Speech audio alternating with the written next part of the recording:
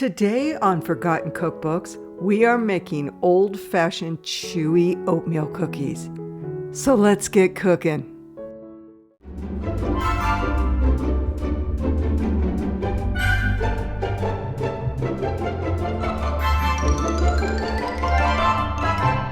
Keep in mind, all the recipes we go through today can be found on our website, moderndayfoodie.com.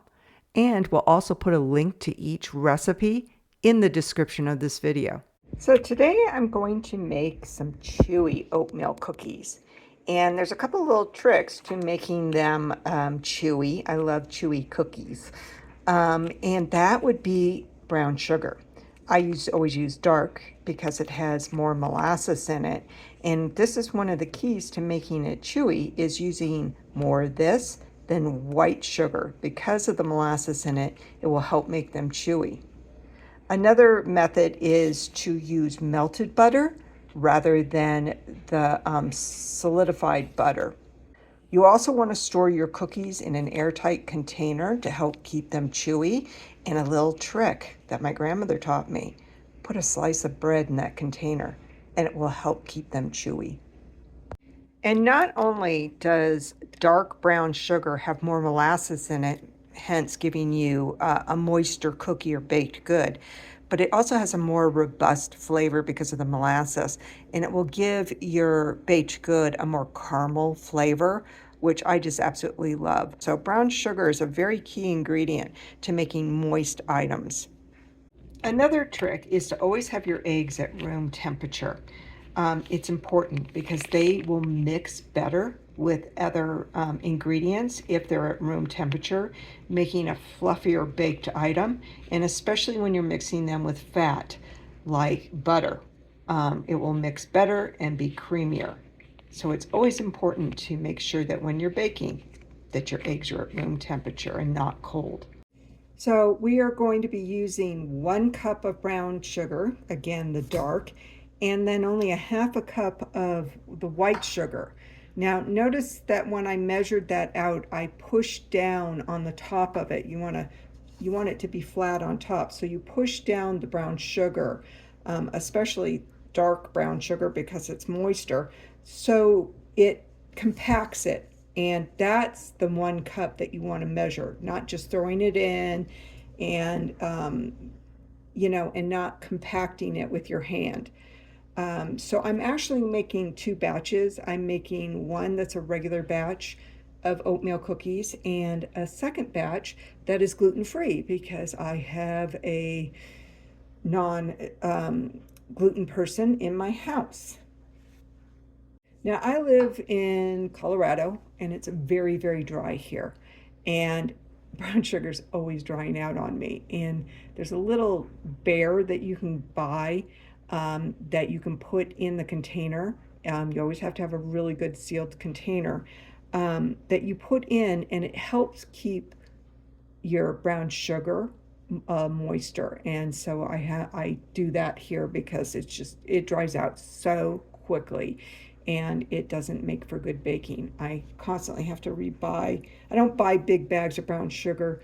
I try to get the smallest one because it dries out so quickly here. Next is a half a cup of white sugar. Okay. Now a lot of recipes that you come across, they have like a cup of brown sugar, or they do a half a cup of brown sugar, half a cup of white sugar. This particular recipe has a cup and a half total of sugar, and that's a good amount of sugar. So these are very sweet. The next ingredient is a cup of butter. So 1 stick of butter is a half a cup, so 2 of these. You always want to put these out ahead of time also, along with your eggs, because you want them soft when you're ready to make your cookies. But as I said, melting butter can make a cookie chewier, so we're going to melt a cup of butter. So this is my gluten-free bowl. I'm putting the butter in there first. I've melted a cup of butter, 2 sticks. I'm gonna throw it in there. I'm gonna take a fork to mix it all together. Use a hand mixer or a whisk, whatever you prefer. I just always use a fork. I use a whisk a lot too. All right, so I'm probably going to be using a hand mixer when I put in the eggs to whip them up really well. So you can see that mix is a lot easier when you use the melted butter. And always have a baking spatula on hand to wipe things off and to scrape your sides. It's always important to have one of these. And they should only be used for baking and not frying or cooking anything else. These aren't made for heat. So you don't want to use them in your pans when you're cooking on the stove. Just use them for baking to scrape things off. So next we're going to put in 2 room temperature large eggs. Okay, and then we're going to whip this up. I'm going to use a hand mixer, if I can talk. But you can use a whisk if you want, or a fork if you don't have a whisk. So I decided I'm going to use a whisk. So break your oats up, mix it up well. And I'm just doing a whisk because I just don't want to deal with the blades of the hand mixer because I've got a gluten-free one and I've got a regular one. But mix this really, really well if you're using a whisk. Okay. Also, too, if your eggs, you're ready to bake and they're not at room temperature, I have a little trick that I do, is that I put these in water, in room temperature water, not cold water, with a little bit of warmth to them, because you don't want to cook them, and let them sit in the water in the bowl for a little bit, and it will take that coldness out of them. Next, we're going to put in 2 teaspoons of vanilla. I can tell my kids have been cooking because they like burnt off the edge of my teaspoon. And mix the vanilla in there really well. I always use pure vanilla, not imitation vanilla. I don't like things that are chemically made like that. So I always spend the extra money to get pure vanilla. All right, that's mixed in well. So in a separate bowl, I'm going to mix together the dry ingredients and then put them into the wet. So I'm going to put in our flour and our baking soda and some cinnamon.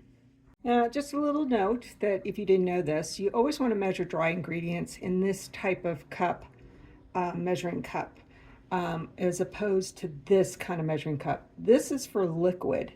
This is for solids. By volume, they're different. Whether it's a liquid or a solid, you won't get the right measurement. And this is all about chemistry when it comes to baking.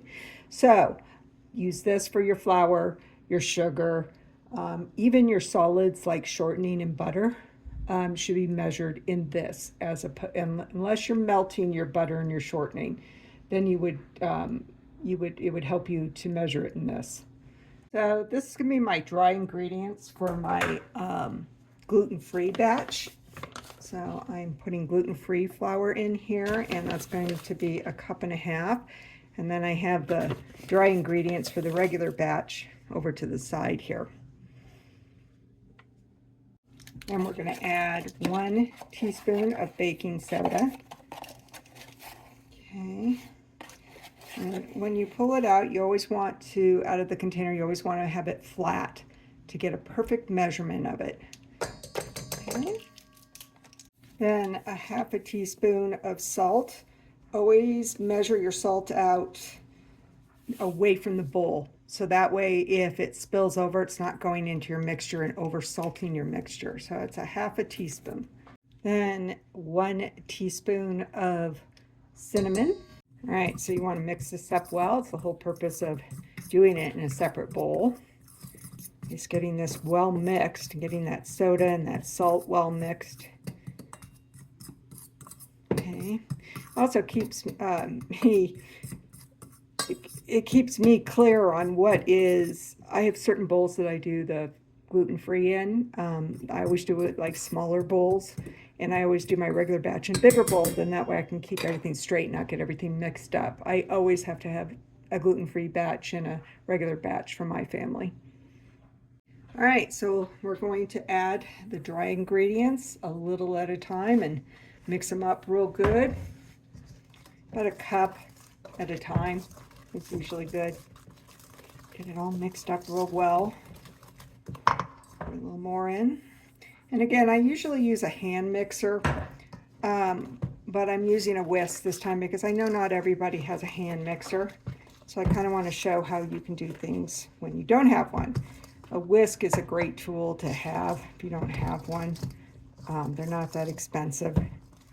This one is nice because it's silicone, and it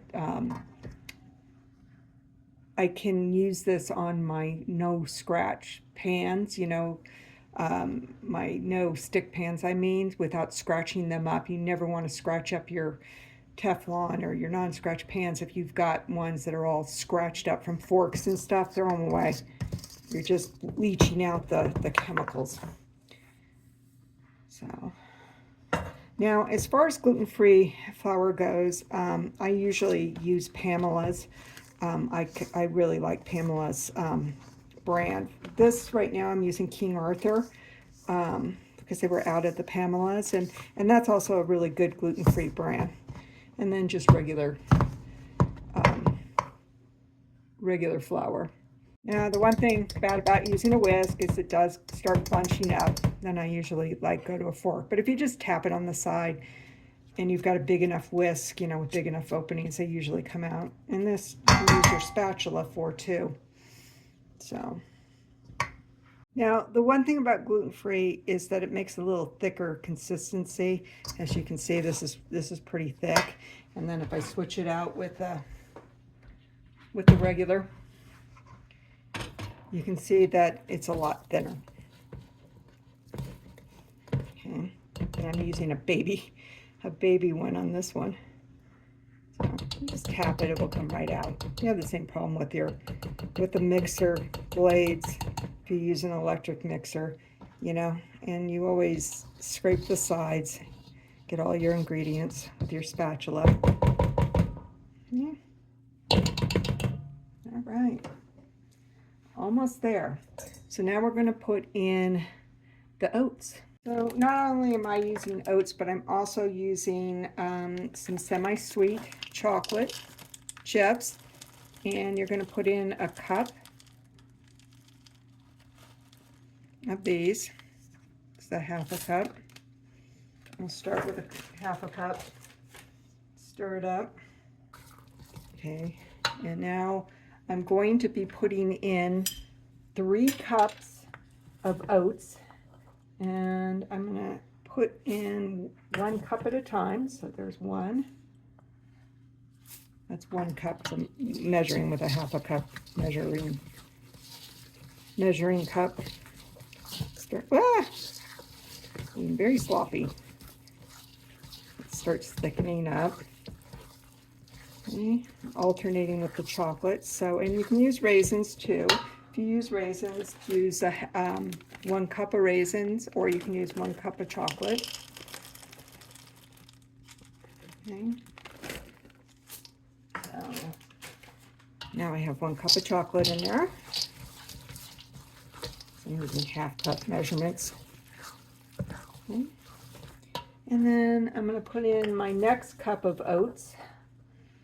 Of the 3 cups. So there's 2. Stir it up good.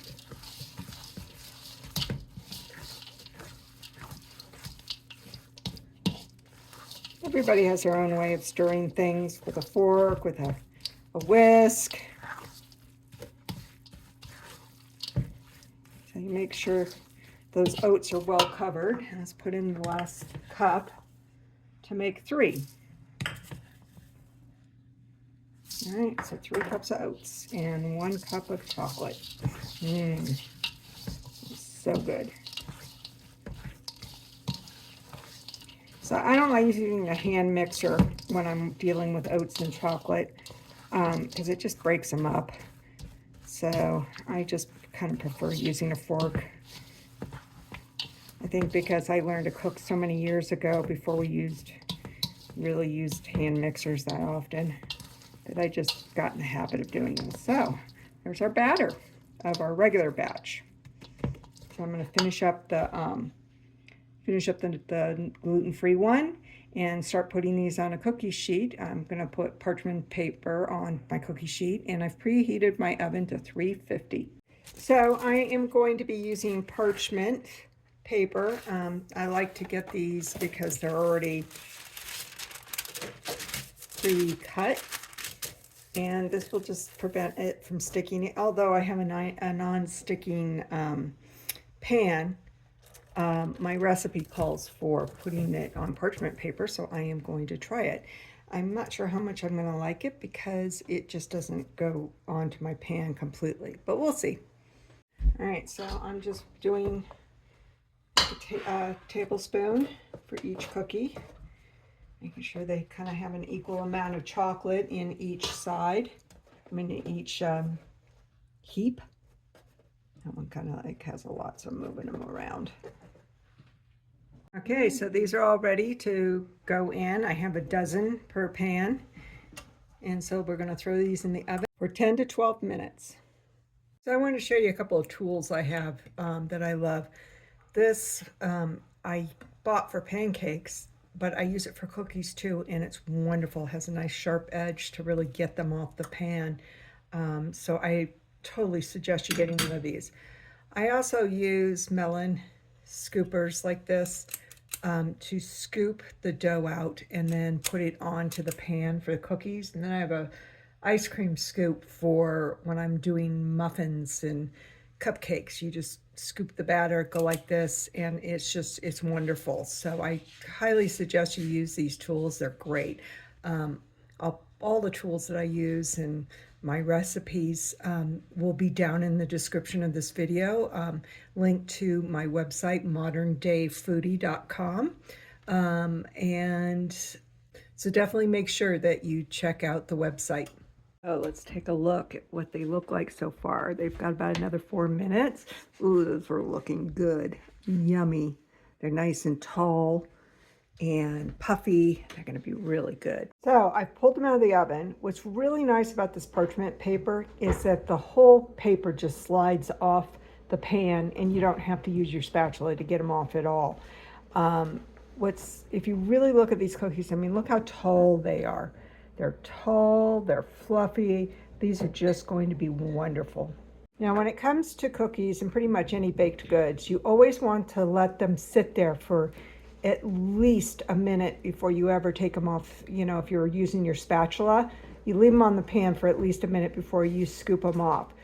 And so we're going to let these sit here and cool like this. I'm not putting them on a rack because I'm in the middle of a move and I already packed my rack. But they'll be fine here on the wooden board, just cooling. And there's nothing better than an oatmeal chocolate chip cookie. So let me show you how I use the melon scooper. You just go like this and put them right on here. I'm using this with gluten-free ones because they're a little thicker and they're harder to work with. It also allows you to kind of compress it together. These being oatmeal cookies, you know, they're not real compressed together, and this helps with that to kind of push it together with all the other ingredients. It's a little bit too much. So yeah, this is a great little tool to use. So, and as you can see, I kind of overfill it because I like my cookies to be kind of a large size, and I can, you know, put it on another one if it's a little too big. So this is the regular cookie, not the gluten-free one, and look how tall it is. It's really nice. We'll take a look at the gluten-free ones too. Nice color to it, consistency. These are the gluten-free ones, and as you can see, they came out nice and tall also. Now I let these cook for about 2 minutes more. They're 10 to 12 minutes for regular, and gluten-free, I'm cooking them about 15 minutes. They always take a little bit longer. So you can see they're nice and thick. just like the regular ones are. So, see, they have a nice brown to them. The other side's cooked really well. The one thing about gluten-free is that they can be really chewy on their own in the middle. So I like adding chocolate, like the chocolate chips to them. It helps keep them together. So let's see what these look like inside. Ooh, those look good. So remember I told you in the beginning of the video that if you put a piece of bread in the container, that the moisture from the bread will be absorbed by the cookies as they dry, keeping the cookies moist. So it needs to be in a sealed container in order for this to work. We invite you to watch all our vintage recipe videos, from our Eating Like a President series to browsing vintage cookbooks.